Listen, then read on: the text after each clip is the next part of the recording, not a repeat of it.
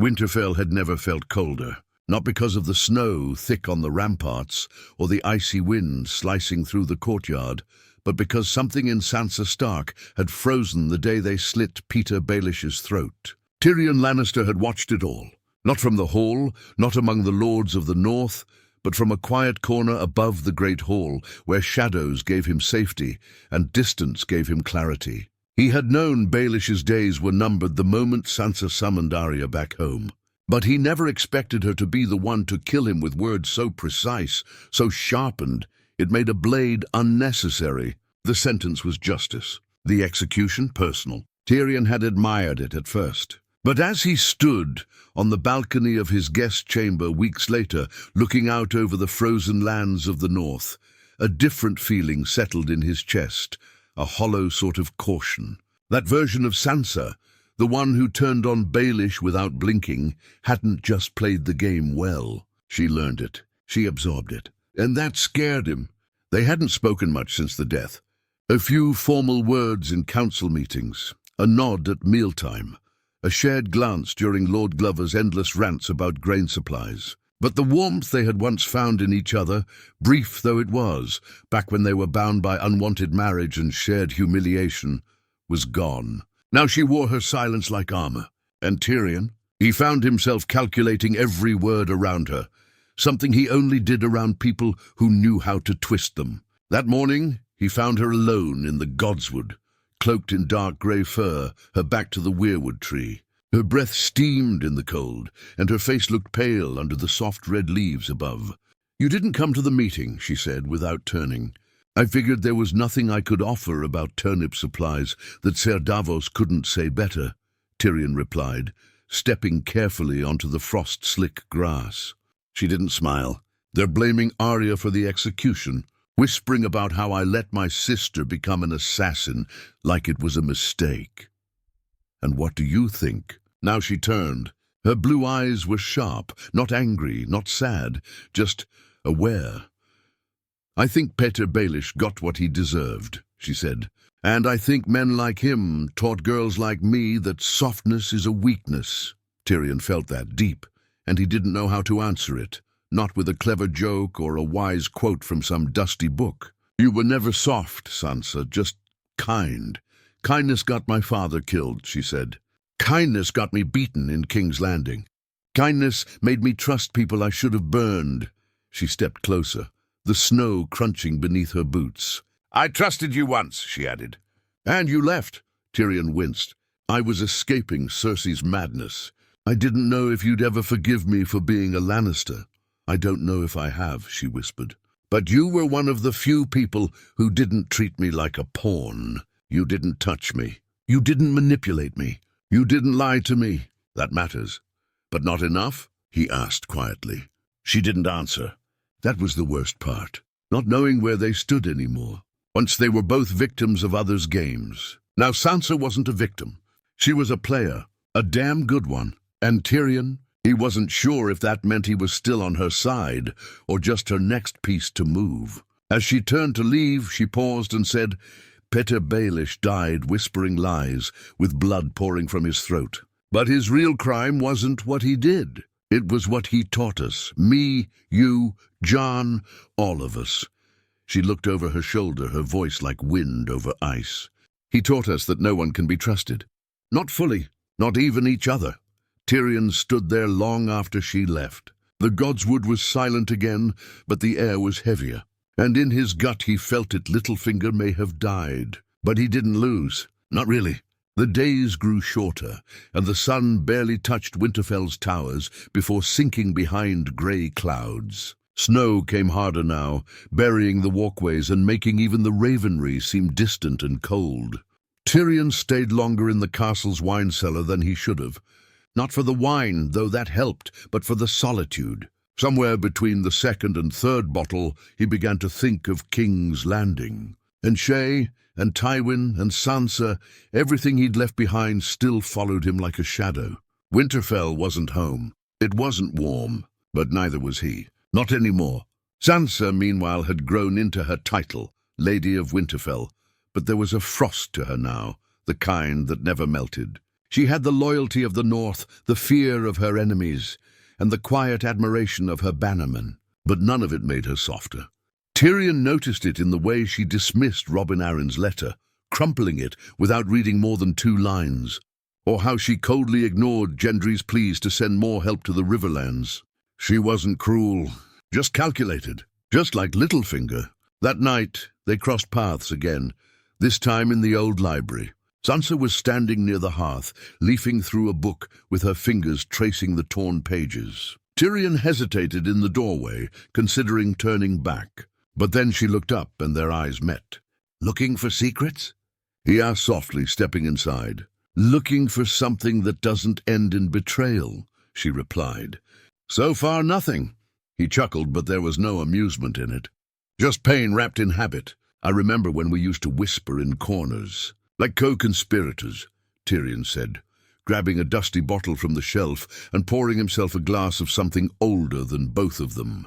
"You were the only one who didn't lie to me," she said, not looking at him this time. "Even when it would have been easier." "I thought honesty was all I had left," Tyrion muttered. "Turns out even that can be turned into a weapon." Sansa closed the book gently. "Do you ever wonder what would have happened if we stayed married?" He blinked, surprised by the question. "I wonder what would have happened if I deserved you." "You did," she said, her voice barely above a whisper. "You were kind to me when no one else was. I didn't know how to show gratitude back then. I was too broken." Tyrion looked at her, really looked. Her auburn hair was pinned back tightly. Her dress was wolf-grey like her house. But her eyes, they were tired. Tired in a way that didn't come from lack of sleep. It came from knowing too much. "Pedder would have twisted that moment," Tyrion said. "Used it to bind you to him." Sansa nodded slowly. "He tried.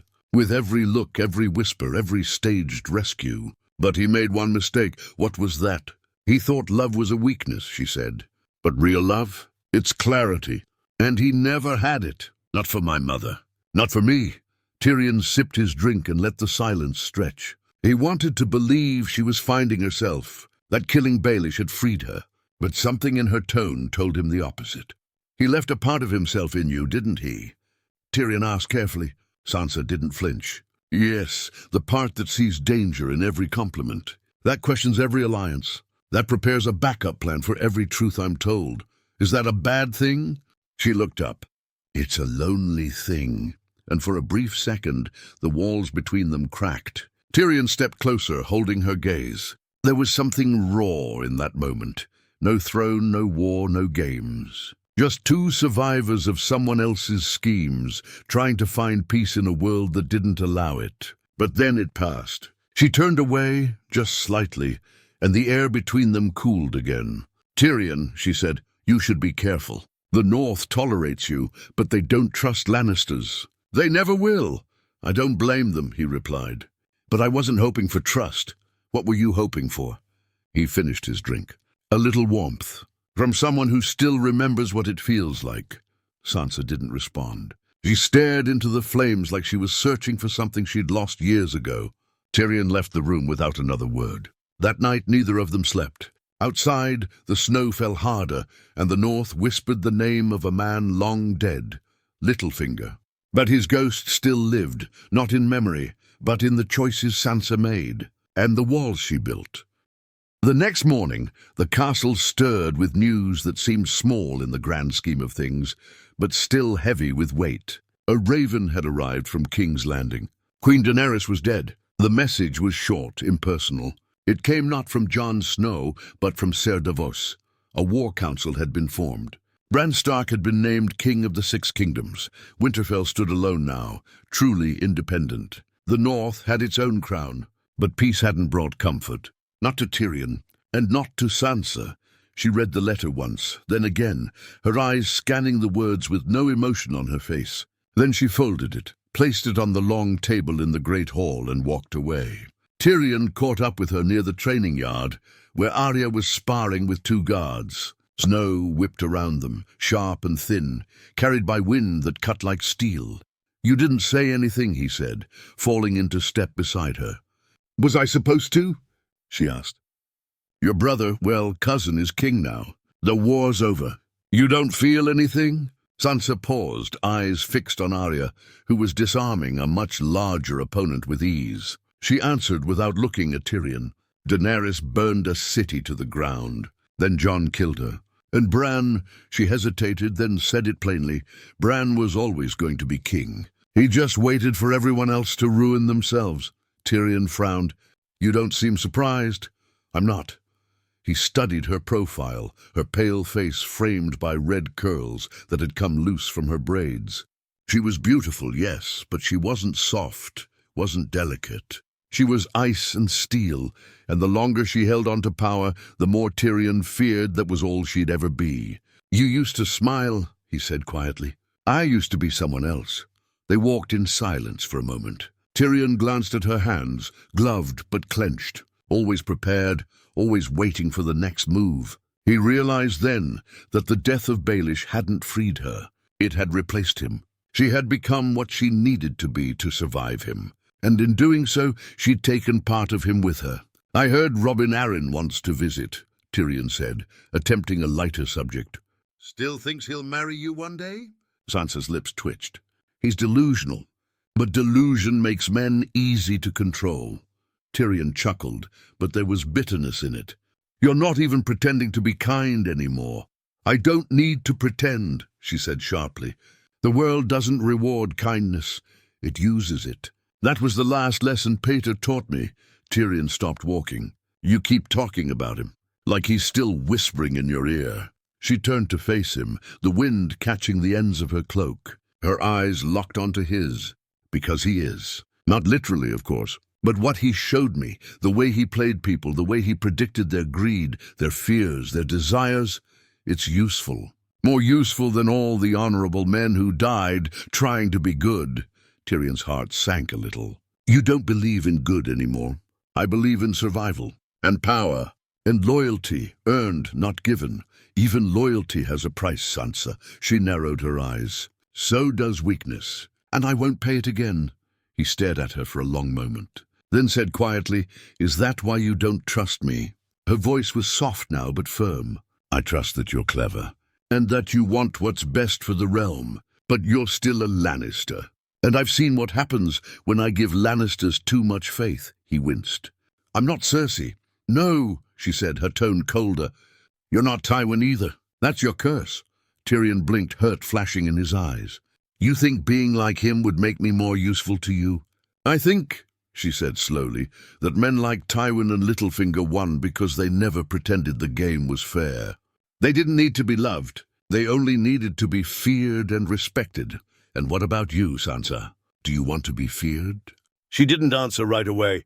No, she whispered, but I know it's safer than being underestimated. Tyrion swallowed the words forming in his throat. He wanted to reach out, to remind her of who she used to be, to find the girl behind the crown, behind the frost. But that girl was buried, and maybe she didn't want to be found. As she turned away again, heading back toward the castle, Tyrion remained in the snow, hands buried in his cloak, heart heavier than it had been in years. He had once thought they could rebuild something, respect, companionship, maybe even something resembling love. But now he wasn't sure if he was standing beside a woman, or a throne with red hair. The next week passed like a blur of formalities. Lords visited, letters came in, and Winterfell stood proud and alone, as Sansa always intended. The people loved her, or at least respected her enough not to question her decisions. She made swift judgments, took no nonsense from flattery, and held meetings that ran like clockwork.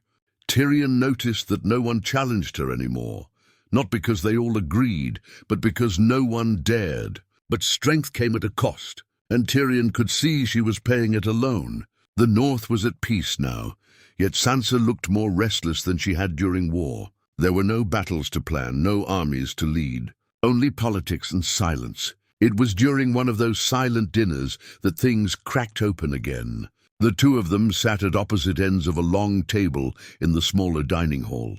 The great hall was too loud, too full of obligations. This room was quieter, intimate in an awkward way. Tyrion was picking at roasted chicken. Sansa hadn't touched her plate. He glanced up. Food too southern for you? She blinked out of a daze. I wasn't hungry.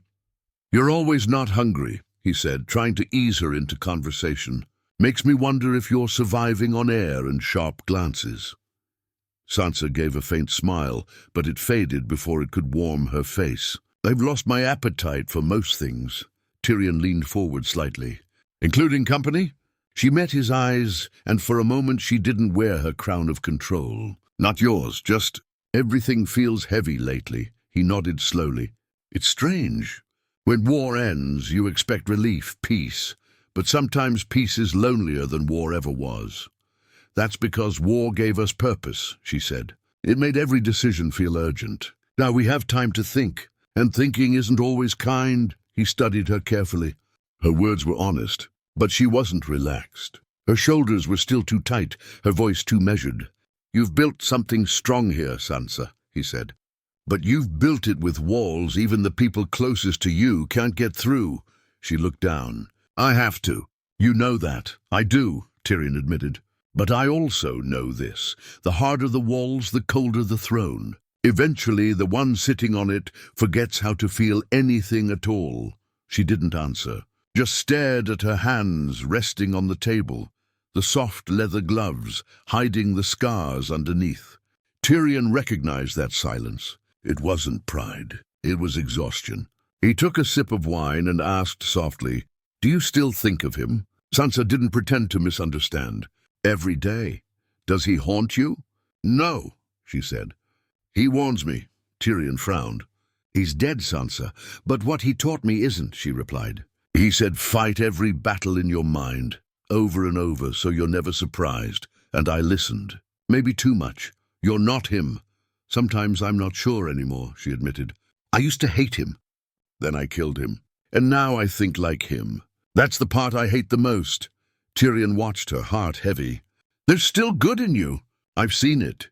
She looked at him, really looked, and her voice softened. "That's why I keep you close, Tyrion. You're one of the last people who reminds me of who I was." He felt something twist in his chest. "And who you could still be." She stood then, slowly. The chair scraped against the stone floor. "I don't know if that girl still exists," she said. "And I'm not sure it's safe to bring her back." He wanted to reach for her, to offer something, a hand, a word, anything, but he stayed seated watching her walk away. Before she left the room, she paused. "If I ever become him, promise me you'll do what I did to him." His face went pale. "Sansa, promise me," she said again, her voice ice and fire all at once. Tyrion stood, heart aching. "If I ever see you become Peter Baelish, I'll remind you of this night. And if you've truly lost yourself—" He paused, then said quietly, "I'll be the one to stop you." She nodded once and left without another word. The door closed behind her, and Tyrion sat back down, his wine untouched now, the room colder than it had been when they first entered.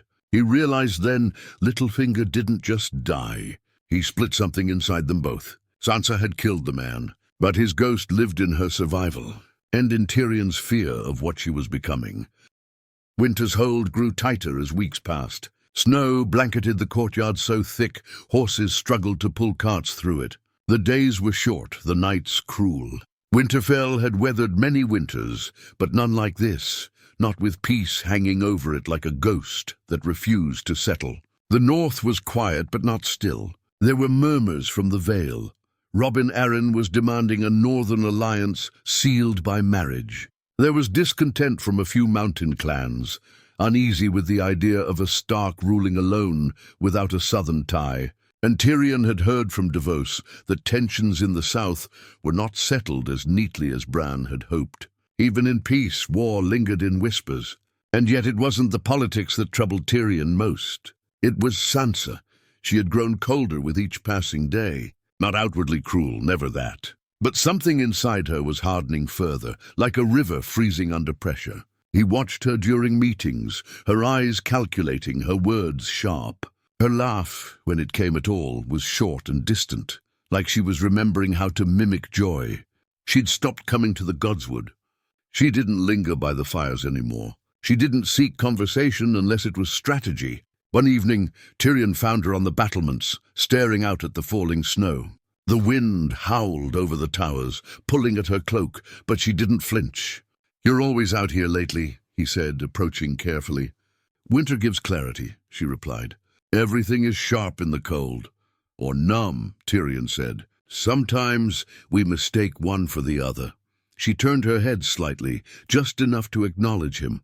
Have you come to warm me with metaphors? He smirked. No, I've come to ask if you're still in there. In where? In you, he said plainly. In the person I once knew. The girl who escaped the Lannisters, survived Ramsay, outsmarted Baelish. She didn't survive, Sansa said flatly. She evolved. Maybe so, Tyrion agreed. But evolution doesn't require erasing the heart. Sansa looked out again. The trees in the distance were nearly invisible through the snow. Everything was white, blank. A clean slate. I've given the North peace, she said. I've secured independence. No more foreign rulers. No more kings from the south. Isn't that what everyone wanted? Yes, Tyrion said. But what do you want? Her lips parted slightly, but no answer came. Tyrion continued. I think you buried your heart with Baelish, Sansa, but I'm not sure if it was his manipulation you killed, or your capacity to feel safe without it. She flinched, barely noticeable, but he saw it. Do you know the first time I felt powerful? She asked quietly. It wasn't when I was named Lady of Winterfell. It wasn't when the lords bowed to me. It was when I saw Petyr Baelish fall to his knees, realizing he had lost. Tyrion nodded slowly. Because he made you feel powerless for so long. Yes, she said. He played with me like I was a child's toy, dressed me in my mother's memories, whispered poison in my ears. And when I slit his throat with my words, I didn't just kill him. I killed every version of myself that trusted anyone blindly. And now? Tyrion asked. You trust no one?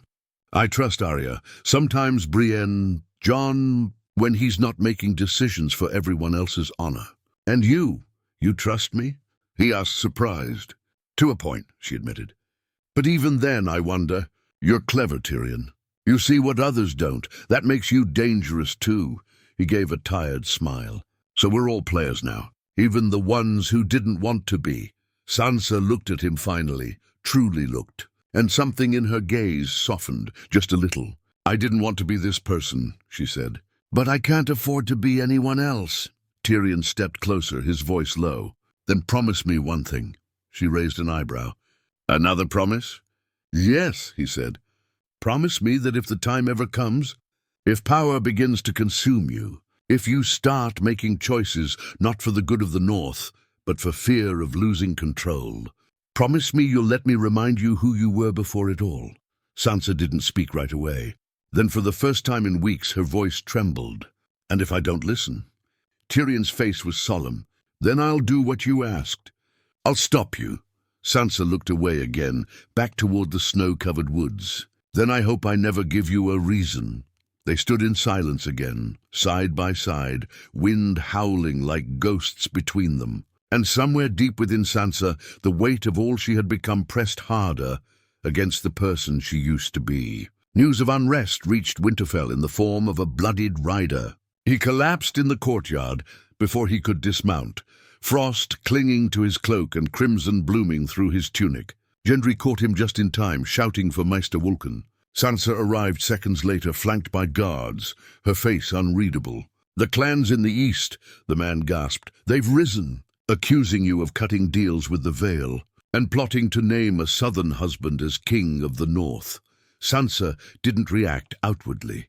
She only nodded once, then ordered the man taken to the infirmary. Her orders were precise, emotionless. Later, in the council chamber, Tyrion sat with her as the room emptied of lords and bannermen. The fire crackled low. Gendry had offered to ride east and settle the rebellion by force. Brienne had offered to go with him, but Sansa had declined both. She was planning something else. I'm sending Arya, she said finally. Tyrion raised an eyebrow. You're unleashing Arya Stark on angry men with swords? That's not diplomacy. No, she said, it's a message. He watched her, carefully choosing his next words. If you handle this the wrong way, Sansa, the other lords will follow. They're already whispering about how cold you've become. How distant. Let them whisper, she snapped. They whispered about my father. And then they watched him die in front of them. I won't make the same mistake. That wasn't his mistake, Tyrion said, voice calm. It was the world's cruelty. No, she said firmly. It was trust. He trusted too many people, Cersei, Baelish, the system. You're not him. I know. I'm not foolish enough to die for honor. The way she said it, it chilled Tyrion. Not because it was wrong, but because it was true. Stark blood still ran in her, but it had been diluted by fire, betrayal, and the ashes of dead mentors. Would you do it? She asked suddenly. Would you take the crown from someone you loved if it meant saving the people? Tyrion hesitated. If I believed they were truly lost. Yes, she nodded slowly. Then you understand why I keep myself distant. He stood and poured a drink, sipping it as he walked back toward her. But distance doesn't make you untouchable. It just makes you lonely. Sansa didn't reply. She stood by the window, watching the snowfall outside blur the horizon. You've changed, Sansa, Tyrion said gently. I don't deny that change was necessary, but what worries me is who you're becoming when no one's left to challenge you. Her reflection in the glass didn't flinch. And what should I become, Tyrion? A queen who cries during war councils. A woman who smiles and lets men walk all over her because she's afraid of being called hard. No, he said. But a queen who remembers the pain she endured so she doesn't cause it in others. That's a rare thing. Finally, she turned to him. Her eyes weren't cold now. They were tired. Not physically, but spiritually. Like the weight she carried was beginning to crack the foundation underneath. Do you think I've already gone too far? She asked. He walked closer, standing in front of her now. No, but I think you're on the edge. And I think the scariest part is you know it too. Sansa's jaw clenched. Her hands were folded tightly at her waist, fingers pressing into the fabric of her dress. She looked older in that moment. Not in age, but in soul. Sometimes, she whispered, I wake up and I hear his voice. Beddoes, not saying anything new. Just laughing. Like he's still winning. Tyrion felt a sting in his chest. You killed him.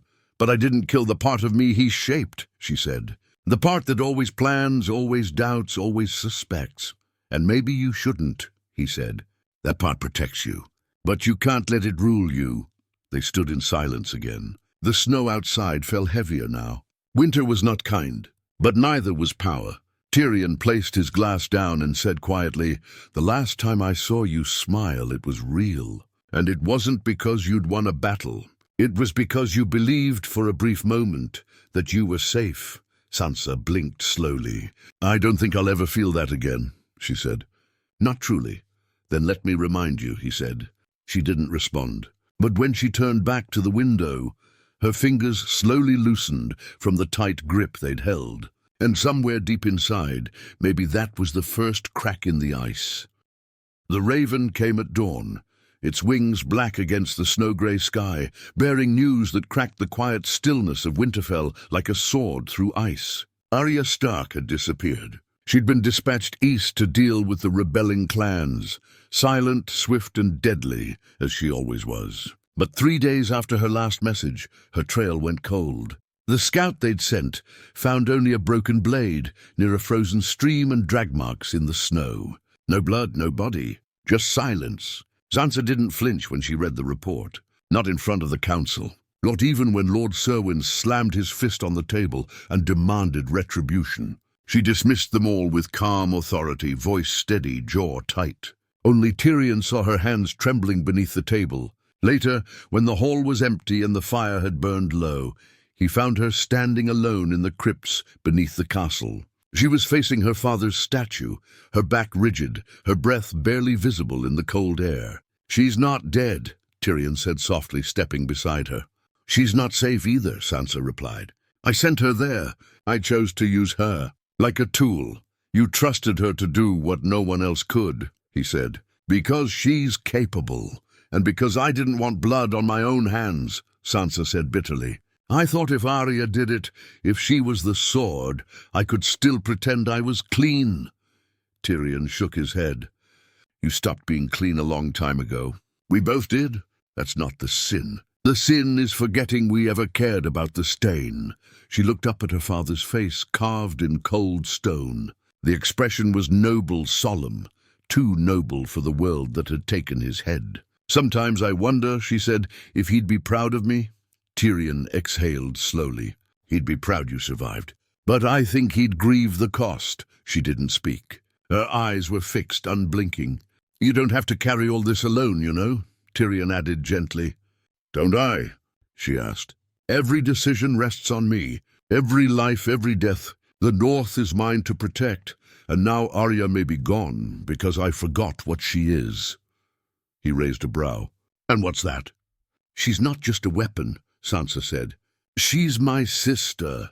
It was the first time her voice cracked. Just slightly. Tyrion stepped closer, not with the intention to comfort, but simply to be there.